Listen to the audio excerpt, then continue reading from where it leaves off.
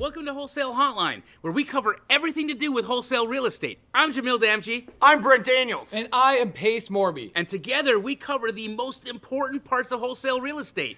Lead generation. Conversion of sellers into contracts. And dispositions. Guys, remember when you're watching this show, do us a favor and squad up in the comments. Make sure that you are liking and subscribing to the YouTube channels and in the Facebook group Wholesale Hotline.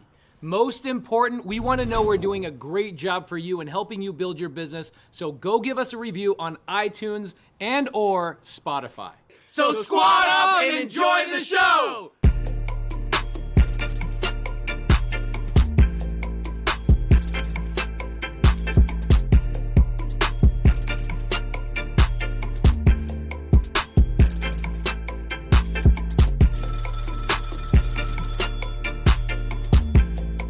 Welcome to Wholesale Hotline number 218. I'm Brent Daniels, Mr. Talk to People, joined by the flipping genius himself, Jerry Norton, and the Astro Man, the Keegley Man, the king of wholesale, Jamil Damji. How are you guys? What's up? Amazing. Great to see you guys. Great to be here. That is awesome. Where are you at, Jamil? I am in Calgary, Alberta. Nice. And Yes, there he sir. is, Mr. Pacer. Stuff himself. What up, Pacer. guys? How What are a- you? I'm just killing the game, bro. Happy to be alive. Happy everything's going the way it is. Man. Well, I've just been spending the last couple hours just sending notices to Instagram about your Instagram. Okay, Pace. I don't like the music you're playing on it. I need the tea, Pace. You gotta fill me in, man. Who do that to you, man? Who we gotta send the goons after, bro? So here's the beautiful thing. I have a student. Her name is, I don't want to say her name, but I have a student that works at Meta. She's helped me with Facebook and IG issues in the past. And when this whole thing happened, I was like, I need to know what actually happened. Because there's you don't get the ability to communicate with Facebook or IG. Like there's nobody to talk to, right? It's a mess. Yeah. And so you have to pay one of these people to like go in and fix your problem for you that don't even work for Facebook and Meta. Like it's the weirdest thing how this industry works. So anyway, after we got back up and going, I then reached out to her and was like, I need to know why this happened so I can prevent it from happening in the future. So she went down to the department that handles this stuff. And she's like, I'm going to send you stuff from like my phone. I need you to delete it immediately, but I'm going to send you the name of the person. And you would not believe the name of the person that did this. If I told you the name of this person, you would, I'll tell you after, Jamil and Jerry and Brent. I just want you guys to know it does not matter how much money you make somebody and how much they pretend to want to collaborate with you. There's just people that cannot stand your growth. That's all there is to it. Dang, dude. Sorry to hear that, bro. But they can't stop you. They can't stop it. Are you back up, Pace? Are you back on IG? Yeah, I'm back on. Good. Good, because it was a fun week for me to be off of IG. I was like, how does anybody communicate with a regular world without Instagram? You know, I use it so much. And I did this I did this like social media training with somebody the other day. They're like, why should I use social media? I'm like, you will buy so many more deals and get so many more private money lenders if you just use freaking social media.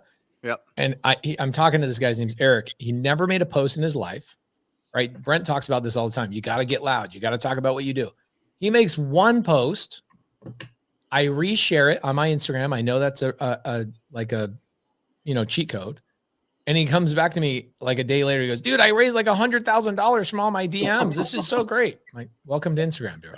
Like, that was fun on stage, Pace, when we looked at a couple Instagram accounts. Dude, you did such a great job on day 3 of Squad Up Summit. Like truly one of my favorite speakers. Oh, thank you. Thank you so much, bro. For how many people were at Squad Up Summit that saw Jerry crush it twice on stage? Get him, Jerry. I was backstage for his first one, but his second one I sat out there. What a great talk. Oh, thank you. Me too. I went out in the front row and I sat next to your wife. And then Eric, our videographer, photographer, caught a bunch of shots of your wife just admiring you and staring at you. And it was just so cute to watch. Like, Yeah, legit. That's exactly it. Mike Powell says, I also saw Pace come out and sit front row. You are the only person that I sat in the audience to watch, Jerry. The only person out of 3 days I sat there and watched you. You're the freaking man. You're muted for some reason. I don't know what's going on. What are we talking about today on Wholesale Hotline? Oh, what happened? Wholesale real estate. Yeah, baby. That's what we're talking about. All right, cool. Yeah. Actually, there's been a couple of things that we've noticed at Keegley. I should probably bring these up and get some audience participation and maybe hear from you guys is what's been kind of going on in your business. So, the early part of the year was a little bit soft for wholesale volume.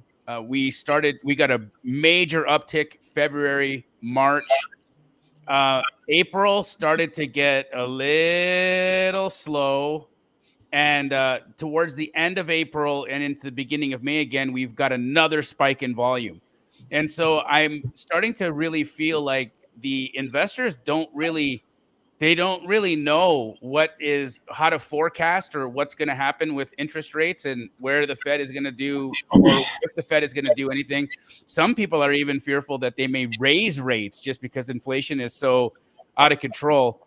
But we're really seeing buyer activity come back and start to stabilize. And we've been having conversations with the buyers and asking them, taking their temperature and asking what their plan is.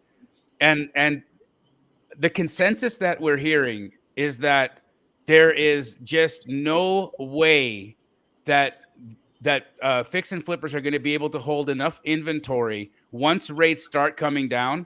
And so people are just actually stacking up inventory just in case we do have a rate drop. They feel that the market's just going to go bananas and there'll be nothing available. I don't know what you guys are experiencing right now in your respective businesses. But this is what we're seeing. And this is not only in our corporate stores, but this is in multiple franchises as well. So any of the major markets, Florida, Texas, Arizona, California, volume has been wavy, but it's on the uptick and it's coming back with a vengeance. I believe that you never know. I think politics are going to be crazy this year. It's going to be another crazy year. But here's a better question. I'm going to answer your question, but here's a good question. When has real estate not been weird and crazy and who knows what the heck is going on? Has anybody ever been like, we all know right now what's going on? No. Or is there always this massive difference of opinions? Yeah. It's interesting, right? So I think what is going to happen is politics are going to play a huge role with what, Powell just said the other day. Powell said, we are going to not lower rates because inflation has gone back up. We are going to attack and get it down to 2%. Guys, the only way they're getting the inflation down to 2%, the only way is through raising rates. I think that they are going to raise rates. They have in the last 60 days. We are now hovering right around 8% interest. They're not, people don't talk about that. Right? People aren't talking about that online for some reason, but the rates were raised. We are right around 8%. I think, like I said last year, I said this summer, 2024, we will hit 9% interest. I said it a year ago. I think the only way that they are going to settle in and keep inflation from going up is going to bring rates to somewhere around 9%. And it's scary, but then here's what I think is going to happen. I think that when this political environment comes around in the next 5 or 6 months, I think that the Fed is going to throw some wild curveball. Some politics are going to come into play, and the whole thing is going to go out the window. They're going to print money. They're going to do everything they possibly can. I don't know if you guys saw this, but there's so much printing of money going on that they're not talking about. So much. They're subsidizing the immigration situation that's going on. They're basically abandoning schools to bring immigrants in. They're cutting checks to them. The states are no longer have money. So the federal government's printing money and giving them money. There's so much going on where our government is really propping up the economy and keeping it from having a recession. I believe that it's going to be a hairy year. It's going to The political environment is going to be scary, and nobody knows which way it's going to go. It's going to go left, right, center, up, left, down, everything. And the only thing you can do, and this is my big pet peeve, I'd say Jerry does the best job. Brent does a phenomenal job. Jamil does a great job. I do a great job of actually talking about how to make money no matter what the market is doing. Look at everybody on YouTube. Look at Graham Stephan. Love Graham Stephan. I'm good friends with him. Texted him, I don't know, a couple of weeks ago. I love a lot of these guys that are on there, but they're people with like flames in their backgrounds and talking about how the economy's crashing. Cool. No problem. How do people make money? If the economy is going to crash, how do we make money? That's the best question to ask, right? How can we make money? And Jamil, you're saying your buyers are back. Like your buyers are coming back and fixing and flipping like a freaking vent, like crazy. So is fixing flipping the way, or is just wholesaling all day, every day, no matter what the market is doing? What is the answer, Brent? Well, listen, I'm looking at an article right now. Why luxury home sales are at an all-time high. Here's the fact. If you own assets, you love high inflation. You love high interest rates. You love all of these things. You do. And the fact is, to be able to buy the assets, you got to go out and find incredible deals. If you don't have a bunch of assets right now and you're kind of like, well, that's great. That's not where I'm at. I'm just getting started in real estate. You have two options, inbound or outbound. How are you going to find opportunities? How are you going to find people that want to sell you their house? Either you got to reach out to them, which is outbound, and that's where you trade some effort, some of your time for having a lack of budget. But then when you do get a budget, then you get to have inbound leads. And it's absolutely incredible when people every single day reach out to you and say, hey, will you buy my house? It's incredible. It's absolutely incredible. So yeah, I echo what Jamil was saying. You know, we have not had any issues selling our deals this year. We've closed on a lot of them and then just put them out once we own them. And that's been a really, really, really solid strategy for us. And one that we talked about last week, one that Jerry and I are going to trumpet for a while on our YouTube channels, of just closing the deals and then reselling them. A more of a traditional flip. You can always assign the deals. But when you get to the point when you can just close on them, you're going to have more control, and more control means less people and more systems. And when you have less people and more systems, your profitability soars. I got a text message today from an investor that I've worked very closely with in the past. He just closed a publishing deal for his. He's a music producer. Pace knows him very well. He just wired $3 million to purchase as many properties as he can buy in Arizona and oddly enough, Indianapolis. And so I'm on a buying spree right now in AZ for him, and I'm on a buying spree for him right now in Indianapolis. I might actually convince him to do like 2/3 in Indy, 1/3 in AZ, because I was doing some research once I got the call, and it sounds to me like there's a lot of opportunity out there. So, I mean, for people to just be coming out and saying, hey, here's $3 million, go buy real estate. It's the only thing I trust right now. I mean, that's very, very, very good. And it's not just him. It's multiple investors. So many people are back ready to go. But the other thing, Pace, is here's the piece, right? When you're talking about how do you make money during a time like this, when inflation is so high, what is the one thing, what's the one asset that we can park our money in that increases with inflation, that it goes in the same direction as when we have high inflation? It's housing. Housing rises. Exactly. Yep. It's the only thing that's certain. Yep. The only thing. Yep. And so regardless of what happens, whether or not we have high inflation and high rates, or if they start to bring inflation down and the rates lower, real estate's going to win. It's going to win. I mean, I look, I'm not a fortune teller, but I am a genie. And I will say that, you know, from all of the writing that's on the walls right now, I feel like we've got a great year ahead of us as wholesalers, creative finance investors, and even buy and hold investors alike. Look, buy and hold investors you're never going to lose by what your music producer is doing. Same thing with me. Like, even if the market goes down, the equity in my properties go down, I don't survive on my equity, right? It's the long game. Same thing with stock market, right? If you're buying great stocks, you'll never lose. You just got to wait. And the tough thing, I remember talking to a good buddy of ours, Eric Sage, back in 2008. A lot of people, when the market crashed, they lost all their equity in their properties. They go, well, I'm just going to bail on all these houses. Yeah. Right. Imagine if they would have kept those houses and let the tenants continue to pay down the mortgages and let those properties come back in value. They would have doubled the value on all those houses. And so it's a waiting game, and it's the only game that is certain, like what Jamil just said. Jerry, I know you're doing a lot more novations. Do you feel like the novations are going to continue to be on the rise? Well, I mean, you can pay more, so it gives you a little bit of a competitive advantage versus just a straight cash assignment. I mean, we're taking them down too. I feel like you better have a few different, tricks up your sleeve, different ways to do the business, because you can't just rely on one way anymore. You spend so much money on marketing. You've got to be able to look at a deal from multiple lenses. And I mean, going back to what you were talking about, my experience has been rates going up or not going up. We're just in low inventory. So there's just still high demand. I mean, we put stuff out and there's high demand. If we get a good deal, there's high demand. We went after a property in Orlando. It was on market. Jamil will appreciate this. Just came out, listed, has some little bit of fire damage in the ceiling. You could see in one of the pictures. Price pretty good. And text the agent, and it was, hey, I'm an investor, want to make a cash offer on XYZ street, call me. And then of course I call him, doesn't answer, call him. So I'm trying to get a hold of this guy.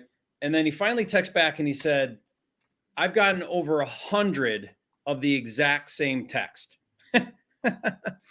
And this, I mean, Orlando's a hot market, right? Like we do all things in Orlando. I mean, we do multiple marketing channels in that market. And I don't know, I'd have to check what our cost per contract is, but we spend a lot of money to acquire a contract. And if we get something in that market, I mean, we try to take it down and resell it. And we just make really high fees in that market. We work really hard to get deals, but then we make it up on the back end because we just get such high buyers in that market. And I think that's a lot of markets. So to me, it doesn't really feel like rates going up has really affected much. I mean, people still are trying to get deals and are fighting for deals, and there's just high demand. Okay. So here, I love this comment from Megs B. This is a great space with pad splits and co-living. So Jamil and I just visited a pad split that him and his sister been working on a couple of days ago. And I feel like pad split, anybody that's focusing on affordable housing, there's no possible way you're going to lose. Yep. And I do see a lot of people still doing short-term rental. Guys, stop it. Stop. Short-term rental, stop. Pause. Whatever you got going on, figure out how to get into affordable housing, whether that's pad split or co-living. Pad split is the brand name of co-living, but co-living is the device essentially, or the mechanism. And it is the wave of the future. In 20 years, it will be even more popular than it is today. And the reason being is because affordability has never gotten better for Americans since the 50s. It's only gotten progressively worse for the last 70, 80 years. We're not magically going to get a president that comes into office and magically solves the affordability problem. It's not going to happen. So for real estate investors, that's our job. And so what I would be doing is, if you guys are buy and hold investors like myself, I know Jamil's getting more into buy and hold. I know I've been to some of Jerry's buy and hold in Montana. Co-living, like what Jerry did with his property in Montana, buys a single family property, cuts it in half, and turns it into a 2-family property so he can rent an upstairs and a downstairs. Do they have a pad split in that part of the country, or are you just self-managing the co-living? He's self-managing that. Okay. Self-managing, yeah. So there is no pad split. Pad split's not in every market. And pad split wants there to be 40 houses or a total of about 200 doors in a market for them to deploy. I just go into markets that pad split already exists. So we have 13 total. We have some in Vegas and some here and 2 in Atlanta. They are by far our top performing assets. Why? Because now, instead of me worrying about one tenant, like I have a property, Jamil, you went with me the other day. We had a deputy that met us at one of my single family properties. I bought it June of last year, and it took me 9 months to get my tenant out in a Republican state. It took 9 months to get the tenant out. Crazy. With co-living, I have 7 tenants, and if I have a challenge with one tenant or they don't pay me, they don't actually have a lease agreement. They are a member of the co-living space, and so I don't have to go through the same eviction laws, which is nice. And the best part is that their room is including their power, their utilities, their internet, everything for like $850 a month. And so what you guys are going to see is smaller spaces in order to make affordability a reality for most Americans.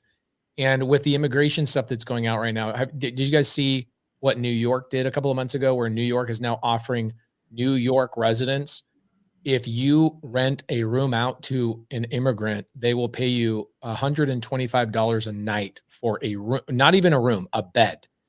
So they will pay you like $3,500 to $4,000 a month if you live in New York or New Jersey to let immigrants live in your home. That is what is going on right now in America.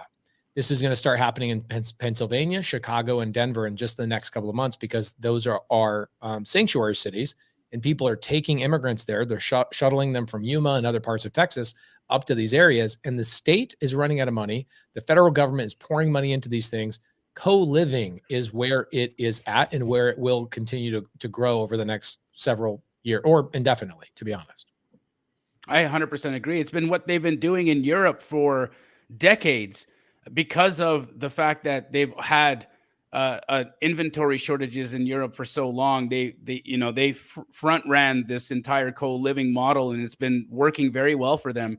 And I think we're just catching on here in the United States. I agree with you, Pace. I think it's here to stay, and I think it's going to get more and more and more robust for investors as a strategy. The pad split guys came up to me at Summit, and they want to come to Puerto Rico and open in Puerto Rico, which would do great here. Oh, wow. It would kill it there. Yeah, because they have a lot of the same issue here. What's cool about pad split too is that if you let's say I just want to wholesale, right? I can go a good deal on it, but the buyer is getting an 8% investor loan on this property, which kills long-term rental. Like regular rental is getting destroyed right now. The BRRRR strategy is destroyed. Like the last 18 months, everybody that's doing the BRRRR strategy, bye.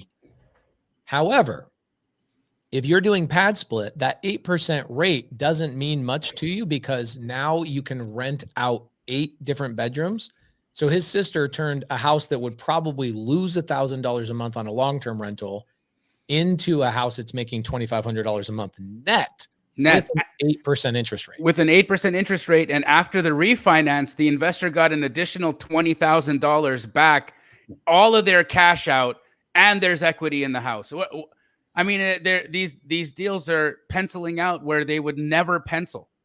At 8%, that would never make sense. And now think about what that pad split house, even though it's at 8%, right? What will happen in 2 years when rates go back down to 5%? He can refinance that deal. That thing's going to cash flow like a freaking monster. Armando says, do we still think midterm rental is a good strategy? Yes, I think, guys, I even think short-term rental is a great strategy, but I think that short-term rental, you need to be buying in like 10 markets only, like the Smoky Mountains, Zion's National Park, like anywhere that there's massive, like what's the #1 most visited national park in the country? Smoky Mountains. So if you can get an Airbnb in the Smoky Mountains, then you're going to be just fine. You're going to have travelers there all year long. But if you're just like another run of the mill, let me put another Scottsdale Airbnb in Scottsdale, guys, we have an overabundance of short-term rentals across the country. We don't need more short-term rentals. We need affordable housing. And I'm going to tell you guys something that a lot of people don't want to hear. When you are going out there and doing short-term rental, you are robbing from the government and other taxpayers. And here's what I mean by that.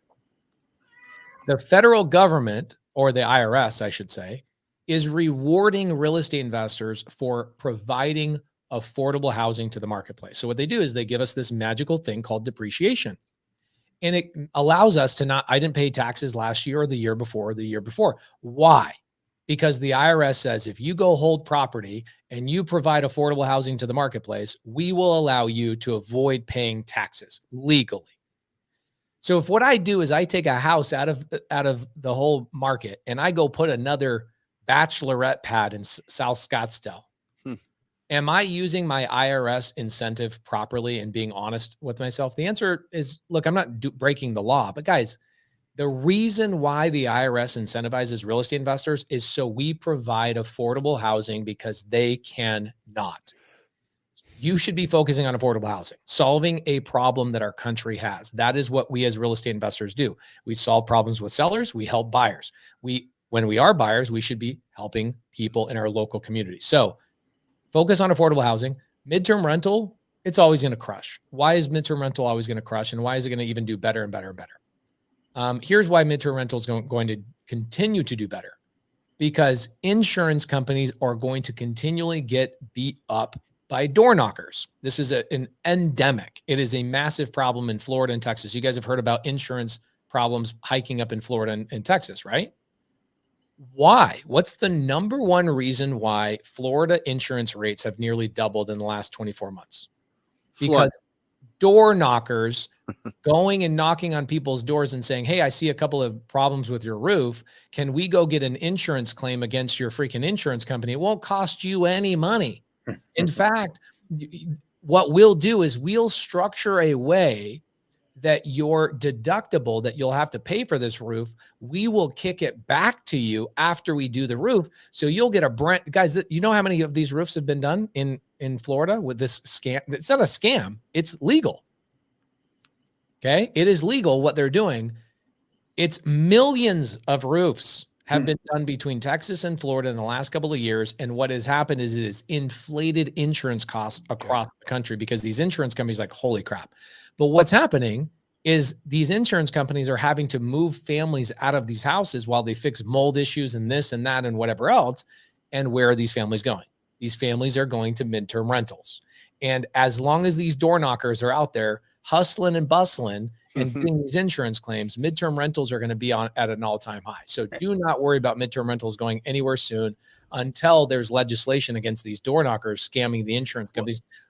They're not only scamming Pace, some of them are committing outright fraud, because when the door knocker comes to a person's home and says, hey, I can get you a brand new roof and I can make sure that you don't have any out-of-pocket deductible to pay because we can put it into your total estimate, that's fraud. Pace and I were just had a conversation with an insurance. Actually, we're in talks right now to start our own insurance company so that we can provide better solutions to the investor network out there.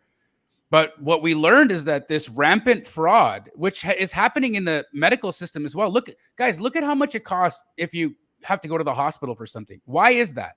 Because of all the fraud that happens in the insurance industry and in the medical industry. And the same thing is happening with housing. The same thing is when you have bad actors out there committing fraud, things become haywire. Right. So midterm rental is going to continue to win. Short-term rental, I'm not saying completely sell all your short-term rentals. I'm just saying, guys, don't make that your focal point. If you're playing the long game, short-term rental is something you should be doing one or two of those probably a year at the most. If you're a big buyer, probably you should have 4 or 5 of them in your whole portfolio total, right? People that are going out and saying, I'm going to go have 50 short-term rentals. You imagine when legislation changed, you know what happened to me in Atlanta? I had 17 short-term rentals in Atlanta, Georgia. Atlanta, Georgia outlaws Airbnbs besides the one I'm allowed to have. Right. I had to turn and convert all the other houses. Think about all the furniture I put into the Airbnbs. Think one thing that will not be disrupted by legislation is affordability. If you are providing co-living and pad split types of homes, you are going to be providing a solution to the government. The government is incentivizing you to do.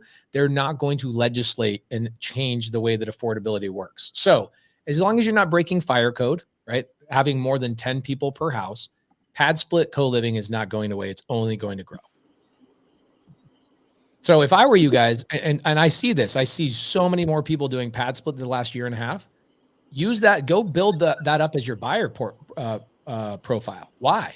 Yep. Because they're willing to pay more money. Yep. They don't care about interest rates. They don't care about going down and getting a loan at 8%. They know they can still cash flow, right? So same thing with Section 8. Here's the challenge with Section 8 and what I don't love about it. Section 8, you are dependent on whether the government has vouchers in that local area. And so you go buy a deal. It's like, oh, sorry, there's a waiting list. There's no vouchers available for 18 more months. We're not going to open any more vouchers. So you're limited on the geographical area. One thing you're not limited on with co-living, pad split, is geographical area. You can buy anywhere. We have houses in HOAs. Do the HOAs love us? No, but they can't stop us. So you can do a co-living pad split area home in just about every area. Friends, I gotta run real quick. I'm just taking my kid to an appointment, but I love you guys.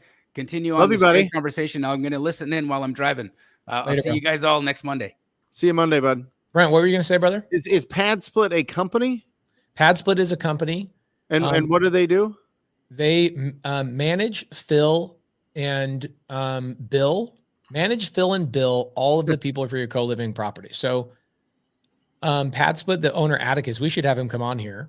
And all they do is co-living. So they go to people who are the working class that are like, I can't afford to live in a house for $1,400 or $1,500.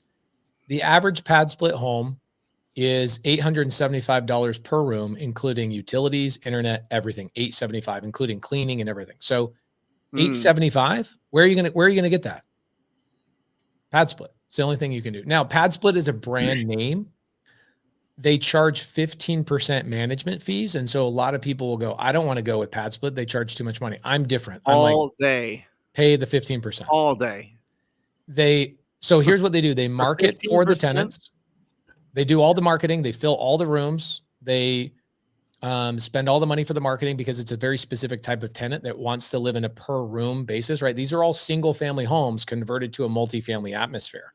So what you're doing when you buy a pad split, or you buy a single family home. The last one I did was a 4-bed, 3-bath house, was never going to cash flow in a long-term rental.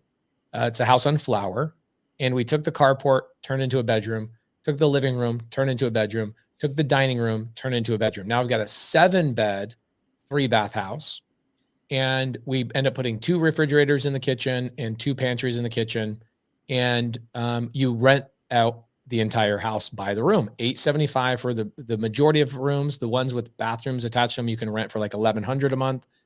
And you end up doubling your net cash flow on a pad split versus a long-term rental. So a lot of people are like, oh, this long-term rental doesn't cash flow.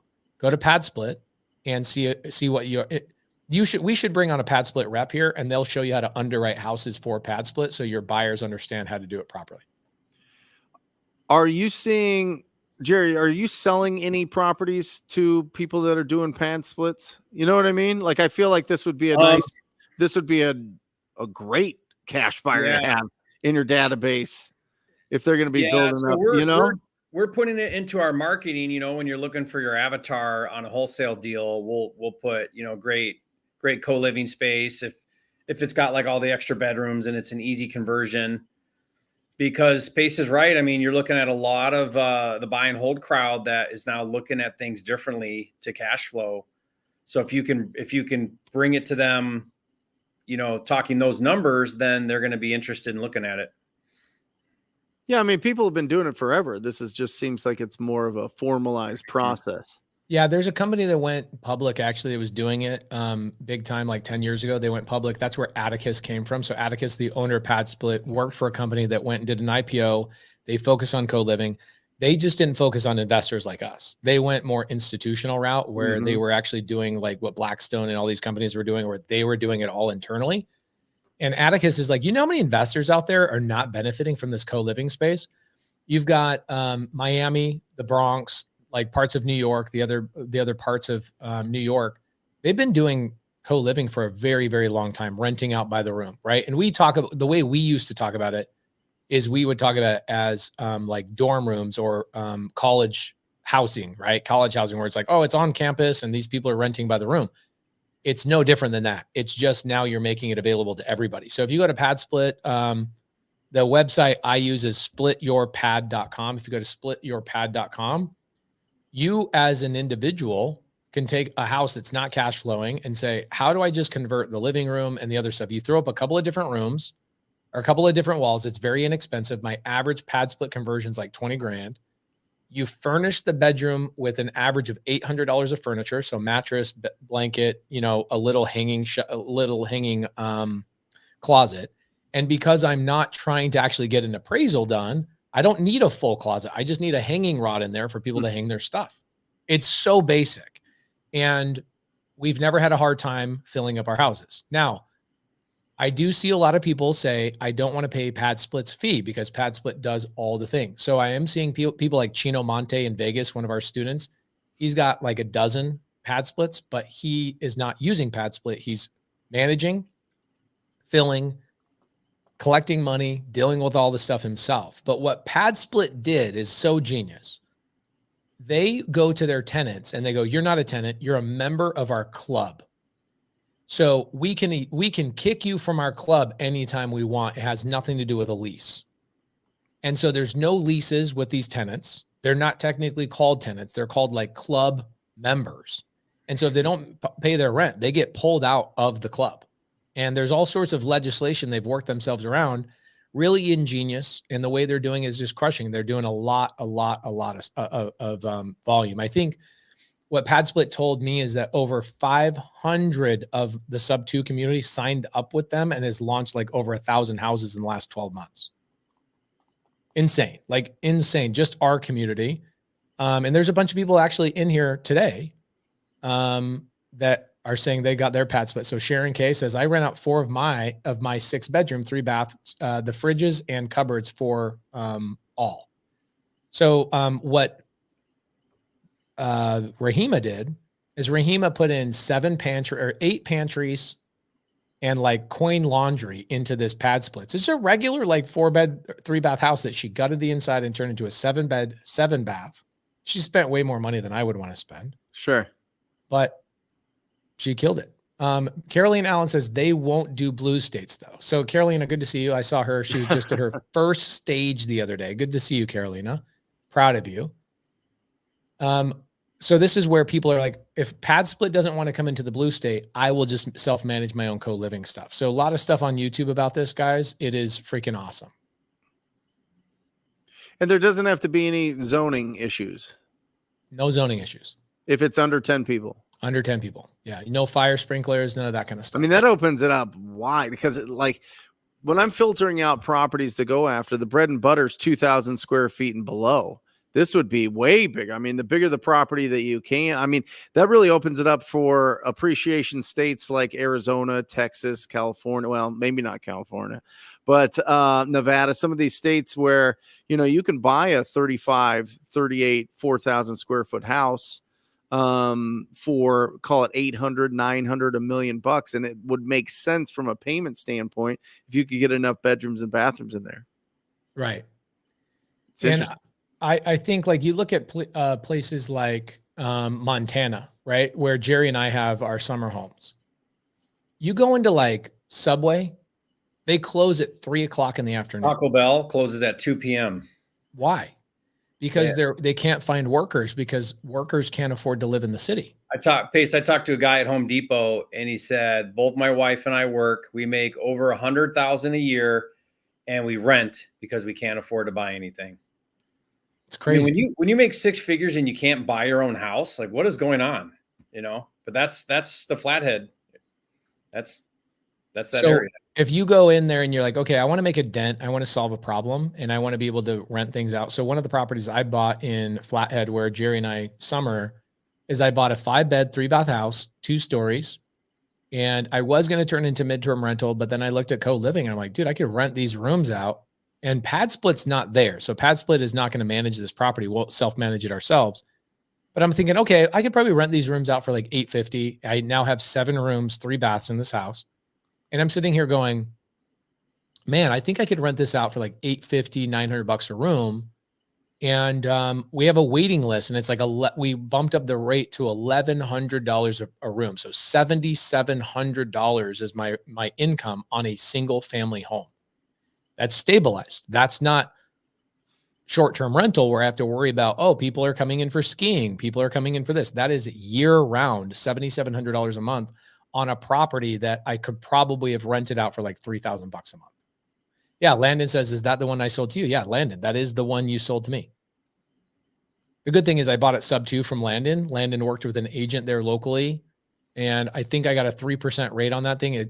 I will make like $3,000 a month on that one little single family home versus doing midterm rental, which I could do as well. I just think co-living is the wave of the future. It's affordability. If you can solve the affordability problem, you'll never worry about clients. So Pace, I've got one that I should look at with you. It's a creative finance. It's in Kalispell. It's a duplex, 2-bedroom each side. And so 2-unit each side. Rents are $1,000, which are a little under. Tenants have been there forever. Rates are, I think today's rates are like $1,300-1,400 each side. But it doesn't pencil because he wants 6% and he wants 10% down. So it's $500, $50,000 down, 6% rate, and you're only bringing in $2,000 a month currently. Now, if you evict them, you'd have to go in and spend some money versus leave them in there for a while. What would you do in that situation? I'd probably rent out. Are the each side? Is it a 2-1 each side? 2-2. Okay, it's oh my gosh, are you kidding me? You could turn in, so what you could do is you could take the living room, because there's going to be a living room and 2 bedrooms in one of those units. So you take one living room, turn it into a bedroom. So now you have 3 beds, 2 baths on each side. And all you're doing is walling it off and putting a door on it. And That's now you it. have hallways. There's no living room. Yeah. And what I would do is I would rent out each room for like $750, right? Because it's a little bit smaller. It's a condo. So now you're bringing in $2,200, $2,300 per side. So you're bringing in like $5,000 a month on the duplex through a rent by, bro, I'll do that deal with you. All right. I'll reach out to him. Yeah. I'd love that. See, this is exactly what this is going to happen. I think that with this little co-living thing, it doesn't have to be pad split, but pad split's just kind of the big Goliath that's managing a lot of people's stuff. There's some other companies that are springing up too, but this deal, like that structure just solved that entire problem. Right. And I have a full-time manager up there. Her name is Jen. So she could manage the property for us, just like she's managing my other one, Jerry. And we have a waiting list for our property, right? People that are like, wait, you're renting for $1,100 a month. Where can you find a property to rent for $1,100 a month in Whitefish, Kalispell area? It's like mother-in-law basements and stuff like that.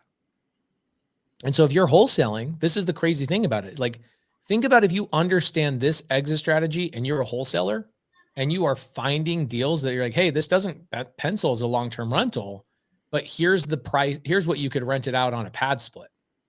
And what I don't love, and I've always given the advice, look, if you are going to go out and wholesale an Airbnb to somebody, they should not be penciling it as an Airbnb. They should pencil it as a long-term rental, because you don't know when short-term rental regulation is going to come in and destroy their cash flow. But what's cool about pad split is you don't have to worry about that, right? Pad split is just as solid as a long-term rental. Like, they're not going to come in and change the legislation around and say, sorry, you can't rent by the room. That has never happened. Hey, you should pull this up. I just sent it to you. I texted you the Zillow on it. So 500K, it's 60K down. So 500,000, 60K down, 6% rate. Current tenants are at 1,000 each side. Market rates are 1,500. Oh my gosh, this is freaking, it's a single family home. Well, no, it's not. It's the garages it's split down the middle. Oh, I love it, dude. You could, I bet you anything. I bet you anything. Those garages? Yeah, you can convert the garages. We convert all the garages in all of our pad splits. Crazy. I'll reach out to him. You might be able to rent $700 per room, convert the garage. So now you've got 4 people living in one side.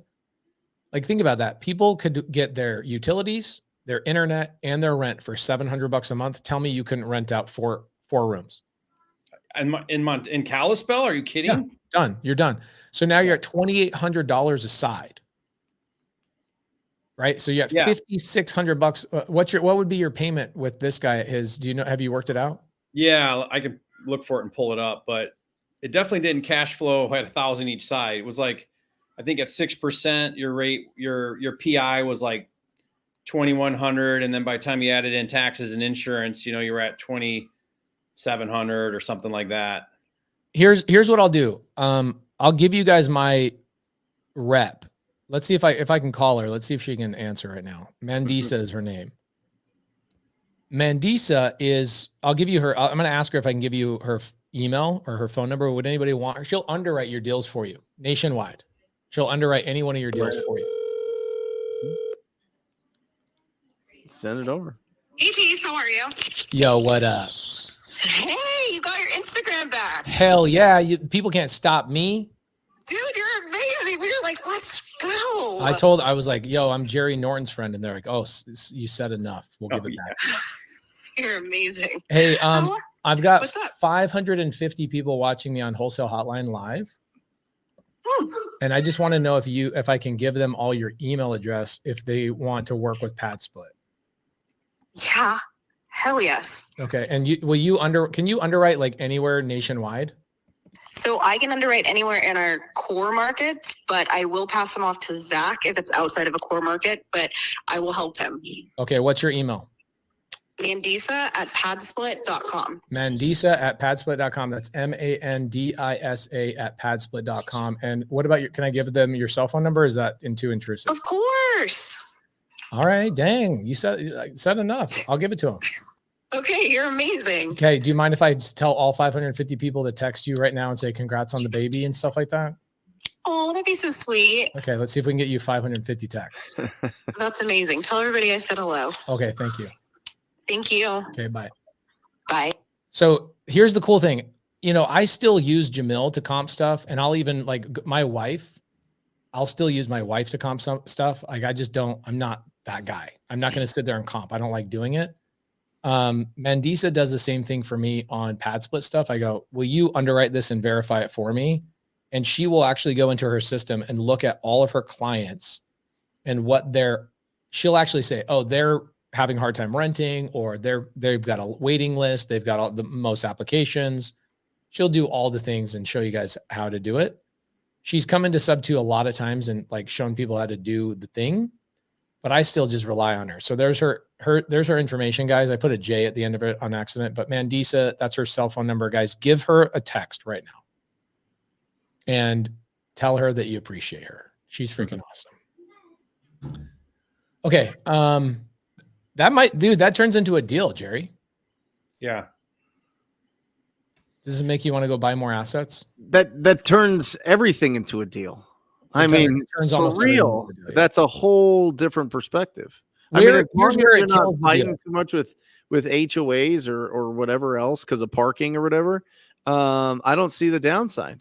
The downside is there's a couple of downsides to it. Is the management fee is hefty, right? 15% management fee. But like in Montana, we wouldn't have them manage it. We do it ourselves. But I don't want to do management myself. I like having a property management company. Yeah. So the other downfall is there are some properties that don't work. Like you'll get properties that have a 3-bed, 1-bath. And you're like, okay, crap, this is a weird house, right? And you convert the garage. It's like, you cannot have 4 beds and 1 bath. Right there, you can have 4 beds, 2 baths. You can have 3 beds, 1 bath. But if you have 3 beds, 1 bath, you're not going to be able to maximize it. The beautiful number is when you have 6 bedrooms or more. If you have 6 bedrooms or more, it's really hard for them not to cash flow. So like that duplex that Jerry's looking at, that turns into an 8-bed, 4-bath property. How do you do that? How do you get these bubbles on your thing and the balloons? It doesn't do it for me. Oh, really? You don't have AI, bro? Come on. I guess not. Man, what are we doing? I don't know. We'll figure it out.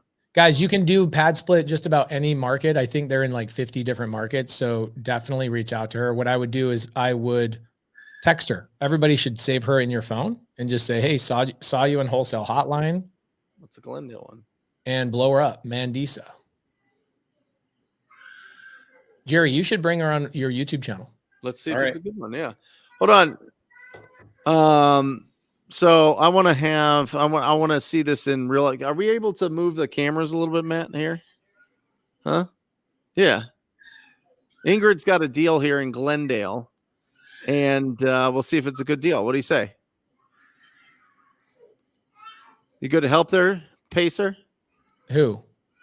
Ingrid's got a deal here. She's sitting right here in Glendale. Yeah, bring it in. Let's talk about it. We'll just bring it over. All right. All right, get snug. All right. Here we go. Give it up for Ingrid. Ingrid. Go, Ingrid. Again. Again. Sorry. Look at that community camp shirt she's wearing right there. I know. Yeah, we have this property. She's in pre-foreclosure. Her auction date is like the first week of June. Mm-hmm.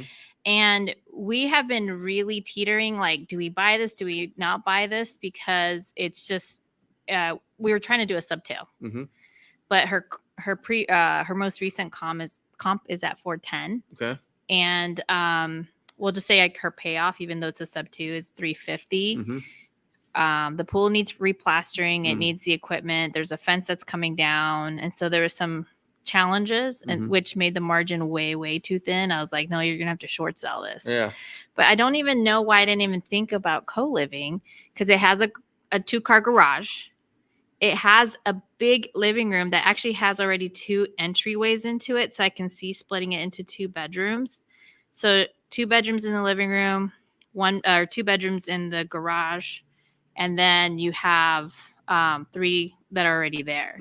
So 2, 4, 6, 7 bedrooms, like right away. Yeah. And it has 2 baths. So the PITI is below 1900. Yeah. And it has solar at, it does have solar. I hate solar. Oh my Somebody gosh. saw me ranting about solar. My gosh. It's criminal. It is criminal. I don't care what people say and how amazing it's not. If they have something to say about it, Ingrid, it's because they knock doors for solar. Yes, absolutely. So anyway, yeah, I don't know if I should give out the address because we're still kind of talking. No, do not give out the But address. those are the ins and outs. And then Stephen, what is it like? It's like a 1900 square foot home, something. It's a bigger house. Yeah. Is that Stephen Hunt? Yeah. Stephen Hunt. What's up, Stephen Hunt? What's up, Pace Morby? He said, what's up, Pace Morby? Love you, brother. Appreciate you. So yeah. What are you thinking? Is that a deal? Are you kidding me? I would buy that deal in a heartbeat. Yeah. $1,900 PITI. Your challenge is the upfront cost to get into the deal, right? Correct. Yeah. So let's talk about this for a second, because Okay. Stephen Hunt's in the room. So let's beat Stephen Hunt up just a little bit. He loves the burst strategy more than he likes creative finance. This is the true story. And so I look at the burst strategy like you can do the burst strategy with this, but you're going to go get an 8% rate. You're going to put 30% tied up in the deal. Everybody that says the burst strategy is like, oh, I get my money out. No, you don't. The majority of people that do the burst strategy, we own a lending company. I see people's settlement statements. I see how much money people have tied up in these deals after their refinance. I think you would have more money tied up in a BRRRR deal on this than you would on the sub 2 deal. The great thing is, how much are you giving her? So that's where I'm showing her that, let's say she had all the money to catch up her reinstatement, to catch up her solar bill, to fix the property. She would walk away anywhere between $7,000 and $10,000. Okay, great. So you give her 10 grand, you catch up Yeah. all the stuff. You're into the deal. How much are you into it just to close on it? To close on it creatively, technically like 40K. Okay, so I'm into it 40,000. I then go put another 40,000 into it. Let's say between the replastering the pool, cleaning up the property, turning into a pad split, new carpet, new paint, whatever, right? I'm 80 grand into this deal. Right. What's my ARV is 410, right? Yes. Okay, great. So I'm into a property, $450,000 that's worth 410. That's basically what you're into. You're into it 440 for a property that's worth 410, right? Mm-hmm. But what's my rate? Well, it would be a 7-bedroom property. Her PITI is less than 19. What's my percentage? What's my interest rate? Oh, it's like 3 point something interest rate. Banger deal. You're not, there's no way you could do this with the BRRRR strategy. This is a cash deal. You're all in on this deal. 80 grand for 440 for a 410 house. You're in 20%. 20%, including furniture, repairs, et cetera. You're into this deal 20% out of your pocket on a property that will cash flow like a madman. What's your cash flow on that? Your cash flow on a pad split, let's say you're going to bring in somewhere around $5,000 a month. Your PIT is $1,900. You got a $3,100 spread. Take out your management fee. You're going to cash flow probably $15,000 a year on that. So what's your cash flow? What's your cash on cash return? $15,000 on an $80,000 investment. It's over 20%. Yeah. Your cash on cash return is over 20%, and you have a 3-something% interest rate. It's a great deal. Boom. You want to buy it, Brent? Maybe He only buys houses that are in historic areas. I have one of those too. Right on. Thank you guys. That's a great. I like that deal, Ingrid. Why not try and sell that deal to me? When was the last time you sold me a deal? 3 months ago or something. Yeah, we could do this. Send me the address. Let me take a look at it. Okay. Let's have Mandisa underwrite the deal inside of subto tomorrow or the next day, and have her go through the property and say, this is exactly what this thing would make. And then let's go through a construction estimate. I bet you this thing's like 25% cash on cash return. Yeah. I think my challenge right now is, and I feel bad for the buyer. Contract. I'm sorry, the seller. Yeah, the seller's just like not understanding. She apparently used to work for an investor too, so I broke it down for her. I was like, look, if you had all the money to do everything yourself right now, you'd literally walk away with like 10 grand or less. Just let me give you 10 grand right now, and let's not put this at risk of foreclosure. And you're selling a good interest rate, so people will want this. But she's just not been in her right mind. But I feel like I'm this close. She just needs. You don't have you have the contract or no? We don't have the contract right now. That's why I wasn't ready to give out the address. Yeah, but those are the pieces to it. My rule is contract first, due diligence second. Yeah, I like your rule. Yeah, because otherwise you spend a lot of time on stuff that you may not get. Oh, we just walked it. Just because I wanted to make sure. And again, I honestly actually thought it was already under contract. Yeah. Because this came from another person. And then I found out yesterday it wasn't. So, yeah. All right. Sounds like a good deal to me. All right. I might be looking confused over here. It's not about the numbers or the strategy. I'm literally going through my brain right now, Pace, going, we have like 15 deals like this right now in my database. Like literally really sitting right there. That's what's going through my head right now. What, Brent? They don't cash flow with long term. Is that what you mean? Yeah. Or they're upside down, or we had Kevin Cho. So Kevin Cho did 75 deals last year, all subto assignments, and I bought 23 of them. And he was inside the subto community in the Facebook group bragging. He's like, I have the best buyer. He buys non-cash flowing deals. He's kind of an idiot. And I'm like, dude, they're all freaking pad splits. Like, you guys look at the long-term rental. You charge me a $5,000 assignment fee to buy this deal because I told you it doesn't cash flow on long-term rental. Why would I want the deal? Because that's my negotiating strategy. I then turn around and put it into pad split, and the thing, they cash flow like freaking behemoths. So he stopped assigning deals to me when he found out I was doing pad splits. And now what do you think Kevin Cho's doing? He's now doing pad splits and just keeping the houses for himself. He now has like 15 rentals. So it does solve a major problem. Think about creative finance and pad split combined right now is like the 1-2 punch that destroys everything. And even pad split, just pad split by itself, even with an 8% rate, is going to cash flow right now. Whereas the short-term rental is not going to do that right now. The people are not vacationing as much, right? It's going away. I don't know how everybody feels about short-term rental right now, but that's how I feel about short-term rental. I know Jamil is not into that. He has one short-term rental. Jerry, I don't think you're doing any STR. And Brent, I don't think you do short-term rental, right? Nope. Yeah. Like, if I could snap a finger and get rid of one asset class that I have or one exit strategy, it would be short-term rental. I would use all of the cash flow to buy down that loan and get those free and clear as fast as possible. Are you Brent Daniels, Dave Ramsey? Are you related to Dave Ramsey? That's what I would do. Yeah. I would get it all paid off. I would take all that cash flow because I don't need working capital. I don't need the cash flow to live off of. I would take all the money and I would pay off all the debt on that thing and own it free and clear as fast as possible. I like it. I like that. That's what for the longest time. That's what I did. I would borrow money for my down payment. No, because what are you saving in interest that you could be reinvesting? Like, you give me that money and I'll go make a 40% return on it flipping. I agree with you. I look at what Jerry's doing in Puerto Rico right now on these houses that he's building. You would take the cash flow and put it into flips? Well, just 100%. Think about if you pay down your 8% rate, 6% rate, then that money's only earning 8% because that you're using to pay down our 8% rate. You could take that money and invest it in something that's giving you a much higher return. So that's why you would never want to pay down your rate unless it's expensive. because whatever you pay down is the rate that money's earning. Right? Agreed, 100%. Our lending business lends money out at like 16%. So like, why would I ever pay down a rate that's 8% or 6% or 7%? Because I feel like it's just working capital. I feel like you're going to make a mistake at some point and lose it. Well, I believe in that. I believe that. I mean, there's something to be said for peace of mind, right? Like, oh my gosh, I own something free and clear, or I own something at 50% debt to income, whatever, or debt to cost or whatever. But from an investment standpoint, if you know how to multiply your money really fast, paying down rates is not a good way to use your cash.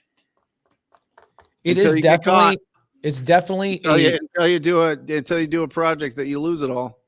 That is definitely a real concern, right? Definitely a real concern is that you can lose all your money really quickly. And the smart way to play is pay down your assets and not have to work ever again.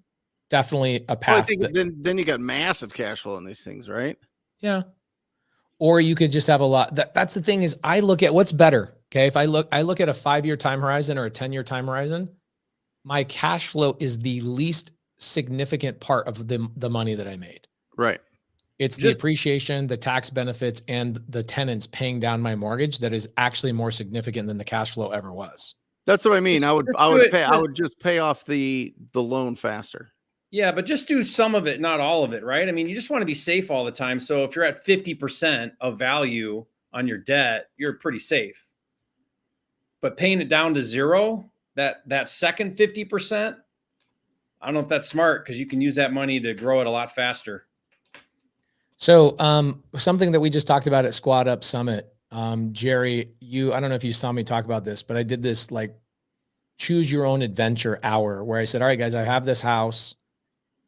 What do we do? A, B, C, or D? Okay, now what do we do? A, B, C, or D? And I went all the way through this 5-year time horizon on this house that I own. And at the end, I have now, it's a house I bought from Alec Lebec. I don't know if you remember Alec Lebec, Brent. Yeah. Okay. Yeah. So I bought this house from Alec Lebec 5 years ago. It now has $420,000 in equity. At the time, he's like, why the crap would you buy this deal? It has no equity. I go, you just wait. One day you're going to see exactly why I bought it. So everybody's like, well, what do you do now? You have the tenant moved out. You've got a vacant house that has $420,000 in equity. What do? Do I refinance out my equity? Do I sell the house and roll it into something I just pay off?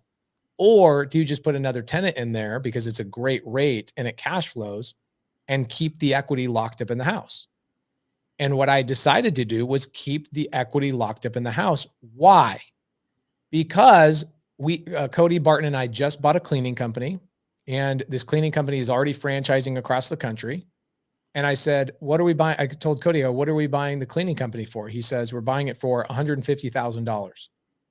I go, why don't we just go get a private money lender to secure our $150,000 loan from them against this house in Whitman, against the equity, and we'll go buy this cleaning company with no money out of our pocket. And he's like, done.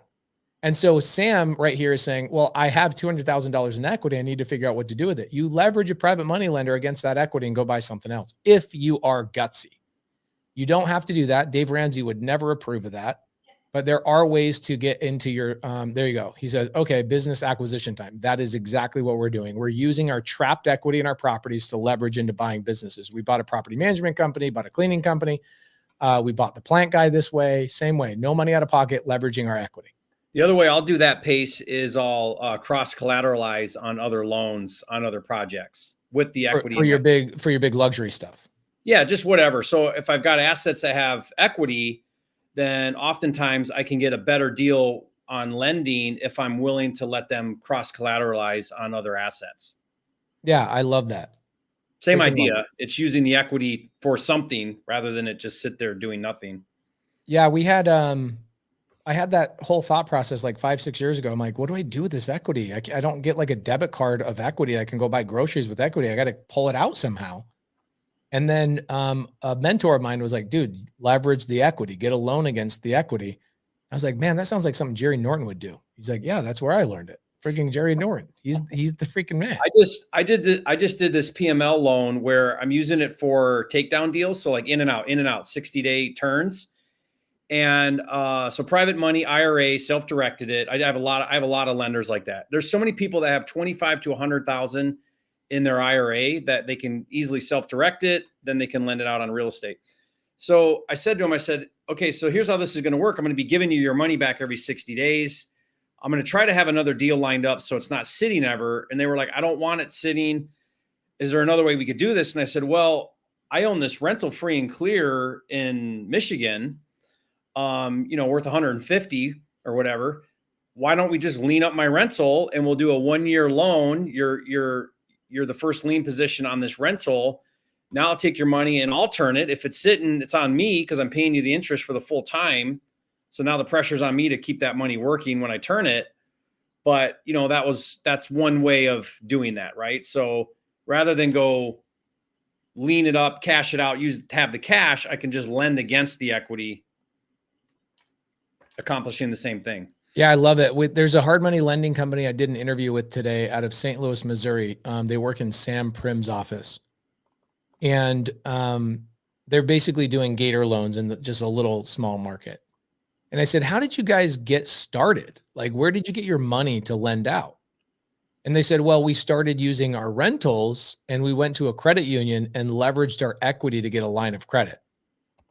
I was like, no, you did not. They go, yeah, we went to a credit union. They basically added up all of our equity. They gave us 70% of a loan against our equity. And we went out and started lending the money. We got it from them at 5% and we lend it out at 12% plus 3 points. So, and they it's 2 girls, just 2 girls and 2 people on their team. After salaries, bonuses, overhead, et cetera, they netted after taxes last year $1 million off of leveraging equity on their rental properties to hard money lend. Yeah, totally. Freaking crazy. It makes me want to get into real estate. It's the best. It's addicting, dude. It's like Jerry's over here playing freaking Monopoly. He's building houses down in Puerto Rico. How are those projects going, by the way? How much do you think you'll make on that one on the hillside? My conservative back end number is 6 million, and I've got comps that will support up to 7. And I'm trying to be all in. So that's permits, architectural, lot, all of it at 3 million. You think you'll make $3 million on a single build in Puerto Rico? Yeah. That's what I'm trying to make. You know what's great about it is a lot of people are like, Jerry, you're nuts. This thing's 11,000 square feet. You've never done, an all reinforced concrete house before.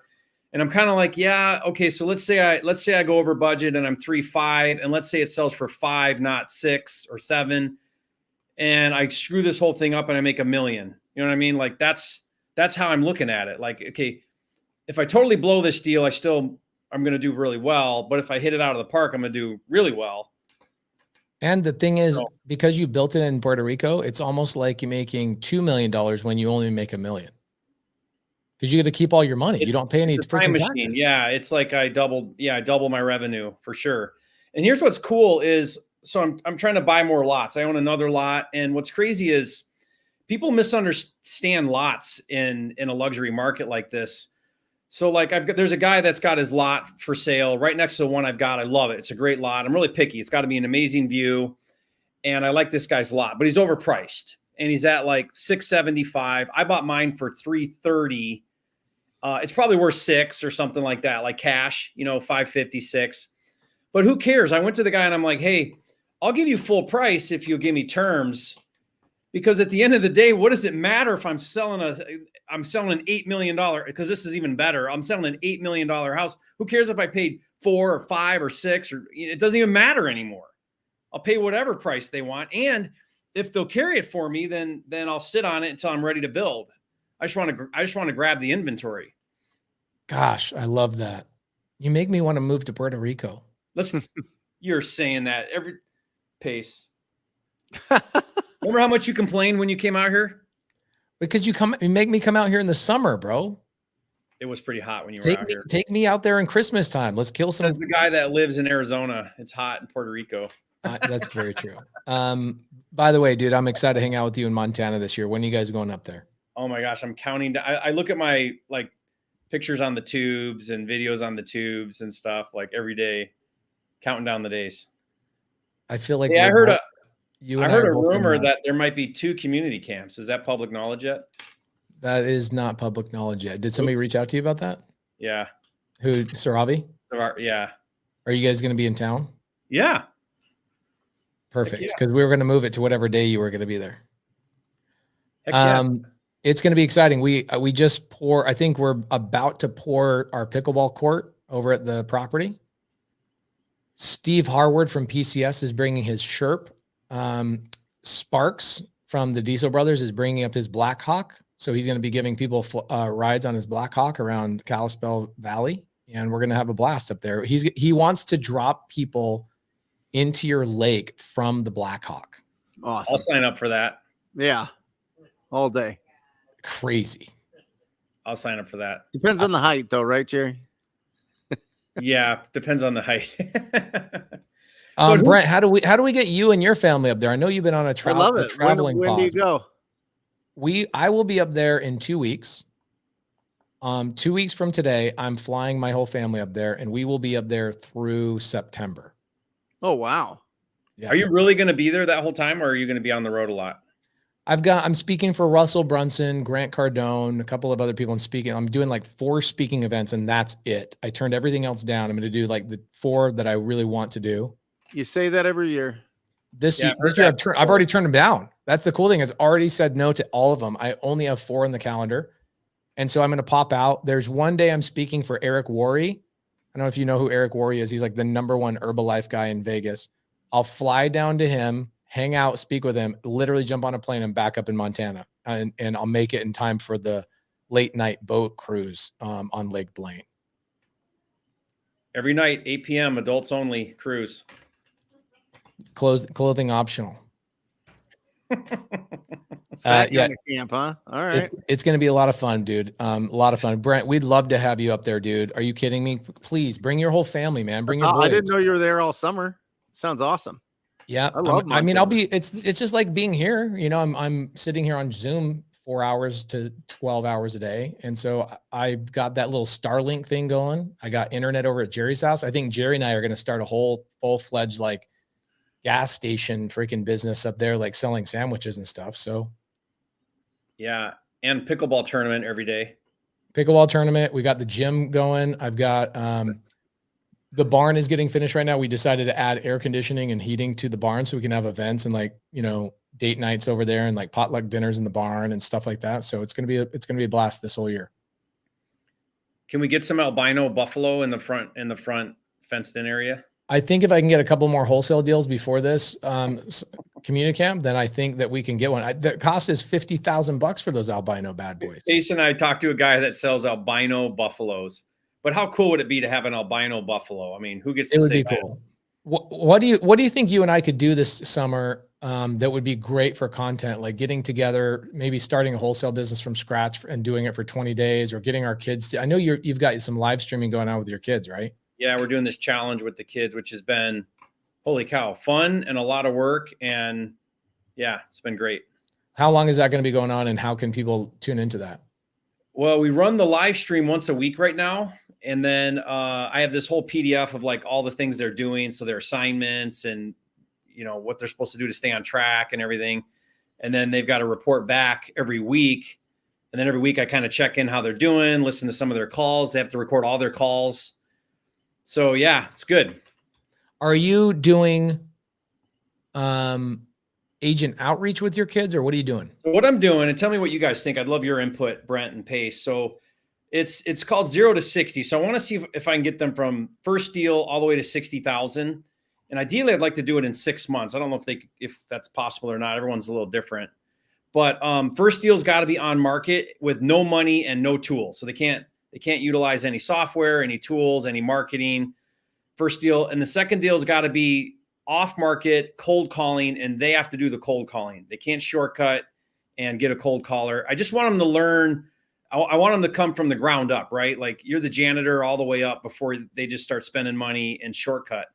Yeah. And then the third deal can be, I want them to do cold calling, but maybe hire out the cold caller, still low cost. So I kind of want to work them up. I want to work them up from free, low cost, and then move into maybe some of the higher cost marketing and build a little bit of a team and spend some money on some things. So they have to reinvest at least half of their profit on their deals back into the business. Age ranges, Jerry? So these are all my adults. So it's 18, Okay. 21, 23. Yeah. Awesome. This isn't like 12-year-olds or 6-year-olds or something. No, but I don't see why. I should have Josh doing it. He's 15. I bet he could keep up just fine. For sure. You know what I mean? Because none of this is rocket science. The hardest part is just they're like, Dad, I can't believe how long it takes to get 5 offers out. And, you know, I call, and no one calls me back. And so they have to do 5 offers a day. They have to do, and that's a bona fide, like, listed property that's distressed. They have to do 10, what I call shotgun offers, or not offers, but just shotgun calls, which is just cold calling agents out of the blue. And then they have to do 10 follow-ups a day. So that's 3-4 hours easy right there. Yep. And, you know, they got the 2 older ones, they got full-time jobs that they do. Jared runs my hotel, so he's busy. And so it's fun to watch them, like, at 10:30 at night, they're like texting me about something. It's great. Are you finding that they're having a hard time staying on track because they're young and like they don't need the money? Definitely. I mean, that's one of the disadvantages of, you know, not like I grew up where, dude, if I wanted something, I had to go figure it out. There was no, even if my parents wanted to, they couldn't. Right. And so that's always been a challenge where you grow up with stuff is how do you keep your kids from being comfortable and entitled? So we try really hard at that. But yeah, I think it's just, I tell them, I say, look, this is the hardest phase of all. You've got the full-time job and then you got a side hustle, and the side hustle is brutal until it becomes the full hustle. But dude, I side hustled for a year before I went full time, and I had the job and I was married and had kids. You guys don't even have kids. So, you know, it just means you got to sacrifice all your free time. You're not going to be hanging out and watching TV. Like, you're going to be doing this every free minute you get. You're going to be getting up early. You're going to be doing it at your lunch break. You're going to be doing it when you get home from work. And you just got to put in the time. And there's no way around it. Everybody's got to do it that way. Did they ask you to do this? I mean, obviously you're not forcing 21-year-olds. It was my wife's idea. So it was my wife's idea. She has great ideas. She's like, Jerry, just organize it all down into like once a week, you sit down with them, you know, and map it out for them. And so, but they want to do it. And I'm doing a $5,000 cash bonus, and I have the cash in like a stack of 20s. Mm-hmm. And I let them hold it sometimes and stuff. But the first one is first one to 60,000 gets the 5,000 cash. Nice. So they're kind of competing against each other for that, just for fun. And do they have any interest in making content? I told them, record your calls. Like Jonathan's the second famous Norton in the Norton household, because I put his calls on YouTube. Right. I got a video with him where it's got like 250,000 views or something, and it's him looking like an idiot on the phone. And then I kind of like tell him what he did wrong, and it's fun. I mess around with him a little bit, but people love it because it's like, dude, that's how I sounded, and it's great to hear somebody like in the beginning, and then, you know, I give him feedback and stuff. So yeah, so I told him, record all your calls, every single one. Does he have his own YouTube channel? I told him you should. People would like to watch your journey, you know, like do it. So they're thinking about it. I mean, that's an asset. I think they should. Yeah. That's a tough thing for you to manage, because Asher is in that same boat, right? He's 16 years old. So like girls have his attention, soccer, all these other things. That's like, there's always something better to do. And then as a parent, you're sitting there going, well, I do want him to do soccer and I do want him to do these things, but I also want to like pull his car keys away and say, you got to go figure this out. Like you almost want to act like you're poor with your kids in order for them to get stuff done. Right. But like your kids, here's the problem. When I'm at your house, I feel like a kid. And what I mean by that is it's like, we got the lake, we got the boat, we got the hiking, we got there's always something fun to do with the Nortons. So I imagine being a Norton at your house is really hard to hunker down and get any work done because everybody's playing all the time. We do have a lot of fun, but we want them to learn hard work. So we really push them on that too. Like Josh does all my thumbnails, and I make him compete against Tyler. So I make Tyler do them and Josh. And then in TubeBuddy, you can split test your thumbnails. Yeah. And I tell Josh, I'll give you a $5 bonus every split test you win on the thumbnail. And he takes that serious. It's more like he wants to win, and he wins about half the time. It's really funny. But, wow, that's freaking awesome. Yeah, so I pay him $15 a thumbnail, and then he gets a $5 bonus if he beats out the other, the real thumbnail designer. And but there's times where I'm like, Josh, where's my freaking thumbnail, dude? That video goes live tomorrow, and he's up late, on Canva, and he's like, do you like this? And I'm like, no, I don't like that. And he's like he's getting pretty good. It's fun to watch him. He's 15. Oh, I love it. He's up all night, and then your answer is no, I don't like it. Brent, what are you doing with your kids? You got anything that you're working on with your kids yet? Or are they still a little bit young? Yeah, they're just young. They're just having fun. I mean, Bo wants the door knock, and he's 7. He wants a door knock to sell lotion that he put together. He just takes all of Aaron's lotion and puts them in these bottles. And I'm like, you can't, I don't know if that's, a thing, and he's like, well, you knock and I'll just have the lotion. I was like, no, you got to do it. So we settled on a lemonade stand that he puts out every once in a while if he wants a few bucks to go buy Legos. So he'll love that. He'll flag down the neighborhood, the neighbors, and they'll give him a few bucks, and he feels pretty good about it. Guess what? Of course, it costs us like $20 for the the fresh lemons and the sugar and everything. But I'll teach him the economics later. And so Pace, you'll get a kick out of this. Guess what Grace is doing? She's making these notebooks on Amazon where you design the notebook, and it's just like a journal, like a 9x16 line book. But then you make a really fun cover, and then people buy these things for like, $7-8, and then you make $2, whatever it is. And so I said, you should make a bunch of real estate ones. Like, I'm a real estate closer, or, any of these kind of cool things. Like, she made one that was like eat, sleep, flip houses, repeat. And it's just the cover, and it's just like a notebook. I'm like, real estate people love notebooks. They make notes. They go to seminars with them. Like that. Exactly. That exact thing. And I said, if you make a bunch of really cool real estate ones, I'll bet you I could put that out to my people. You could get Pace to put that in like subto. You could probably sell 100 of those in like 5 minutes. People would buy them. So Dean Graziosi sends me all mine. They're all like these leather things. He sends me one like every 6 months or so. And they're too small. I need like a big one, but like, you want a big one? I want like a full-fledged, like 8.5 by 11, like a mead one. Okay. And if you can have her create one for me. What do you want it to say? Subto? Do you have the subto logo? Like the Yeah, it's our trademark. Yeah. In like a JPEG or whatever. Yeah.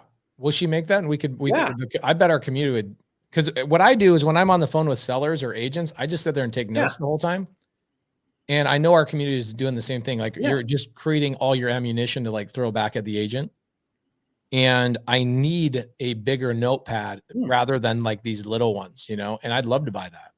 She'd be so excited to do that. I'll tell her. Tell her to make it. We'll bring her on here. We'll talk about it. Before we wrap up, I want to talk about something that's been popping up a lot lately and that I think is a really big opportunity in real estate for people that are focusing on foreclosures. People that are focusing on foreclosures forget that there's something called excess funds. Have you guys ever chased excess funds, Jerry or Brent? I know all about the strategy, but I haven't pursued it much. I'm seeing it pop up more and more and more. So Spencer Caldwell does it a lot. I know everybody here is friends with Spencer Caldwell. He's going to come in and teach a semester inside of Subto all about excess funds. We've got a lot of people in our community that are doing it. I've only done it 4 times, but we've got people that are knocking. Brent made me think about this. We have a student that went out, knocked the door. Seller says, you can't help me. He was somewhat right. The house actually went to foreclosure. They went, chased the excess funds. They got $280,000. The seller's like, give me $10,000. And the guy who knocked the door and his partner ended up splitting like $260,000. This is so popular right now. So you guys we should overages as well. Overages, yeah. So we should bring in Spencer Caldwell or somebody else and do a whole conversation about this, because the people out there calling foreclosures, knocking foreclosures, the house goes to foreclosure and everybody's like, well, that's the end of the deal. No, it's not. That's not the end of the deal, especially right now with massive demand. People are overpaying what these houses are worth on the market. And there is overages. There's money to claim for these sellers, and the sellers have no freaking clue, no clue whatsoever. I think Jordan Wittenberg, this is like the main thing he's focusing on. He just got a deal. It was like $45,000. So we have a whole semester of it, 12-week class happening in subto here in the next couple of months. But I think Spencer Caldwell would be a really great guest for us to bring in to talk about overages and excess funds. And honestly, I think the whole process of foreclosure A to Z would be really cool too. Yep. That's awesome. Oh, Diane says, I've closed 11 of those deals. Jeez. Dang. So Diane. Yeah. And what's cool is that the house is already sold. You're not wholesaling anything. You're just going after and claiming excess funds. What happens is after a certain time frame, it goes, that unclaimed funds go back to the state. Yeah, exactly where we don't want it to go. So everyone's quiet about it. They don't really, they'll never tell the seller there's money here for you. So the strategy is you go work a deal with the seller, you do the work to get it, and then you split it with the seller is kind of the strategy, like big picture. You've had Spencer Caldwell hang out on your YouTube channel, right, Brent? Oh yeah. Okay. By the way, he said, he asked me today, he's like, do you have Brent Daniel's cell phone number? He asked me that this morning at 9 a.m. Thanks for saving it, Spencer. We did a 40-minute podcast and he had like 79 text messages come in during 40 minutes. Oh yeah. The guy loves that action. He's so good, but he doesn't really have a big brand, you know? Okay. We'll bring him on. If you guys don't mind, maybe we bring him on next week for Wholesale Hotline and talk about overages and foreclosure process and all that kind of stuff. Awesome. Cool. Brent, what do you have coming up this week, brother? Got a live show 3 hours Wednesday from 1 o'clock to 4 o'clock Eastern Standard Time, or 10 to 1 Pacific Standard Time. Same time. It's going to be a great show. Come join me. What are you guys doing? We're going to be just breaking down the every single inbound and outbound strategy that's working right now. I love it. Yep. Jerry, what about you? You got live streams going on with your kids. What's going on with I got that. That's we're usually doing those on Monday or Tuesday. We did the one this week already earlier today. And then I've been doing some with Anne-Marie, which has been really fun. We started last week. We're going to do it again tomorrow, but it's Tuesdays at 9 my time. So what is that? 6 Pacific.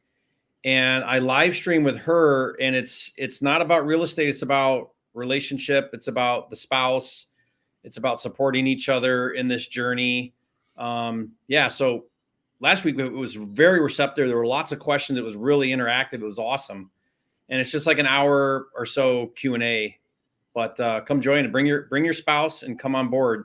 What I found, Pace, and I know you run into this and you do such a great job of bridging this, but oftentimes there's one that's kind of leading out with wanting a better life and they want to start to do real estate, and the other one sort of gets left behind, or they maybe don't feel included, or maybe they're taking care of the home front and you're both not really aligned real well. And so how do you both get aligned so that way both home and business are kind of on heading in the same direction? It's honestly one of the most amazing topics. I think Anne-Marie is my favorite person to listen to about it. We've had her on panels, and the last mastermind we had, actually, we hired our mastermind. She spoke on the panel.